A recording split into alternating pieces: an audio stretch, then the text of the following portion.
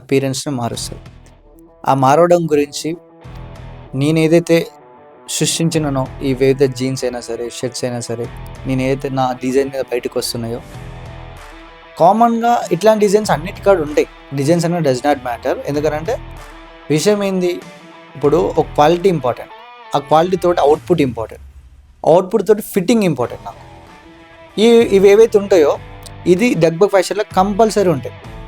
ఒక్కసారి మన జీన్స్ని ట్రై చేస్తే, ఎవరైతే ఈ యాంకిల్ ఫిట్ని కొద్దిసేపు ఆలోచించకండి, పక్కకు పెట్టండి. ఎందుకంటే ఇన్ని సంవత్సరాలు వేసుకొని మళ్ళీ అవే వేసుకుంటారు. మీరు ఒకసారి బంద్ చేసి ఒకసారి స్ట్రైట్ ఫిట్కి రండి. స్ట్రైట్ ఫిట్ అనేది మనం పర్ఫెక్ట్గా కాలు ఎట్లుందో అట్లనే కిందికి రాదు. స్ట్రైట్ ఫిట్ అనేది కొంచెం లూజ్గా, ఏదైతే ప్యాంట్ ఉంటుందో తొడలకు అది ఎట్లయితే లూజ్ ఉంటుందో దాని తగ్గట్టు కిందికి కొంచెం లూజ్ వస్తూ ఉంది. అది చూసుకొని మీరు ఒకసారి ట్రై చేస్తే మీకు అర్థమవుతుంది డగ్బగ్ అనేది ఏంది అసలు. అలా డగ్బగ్కి దానికి సపరేట్గా ఫ్యాషన్ ఏముంది మీరు ఒకసారి అనాలిసిస్ చేయాలి.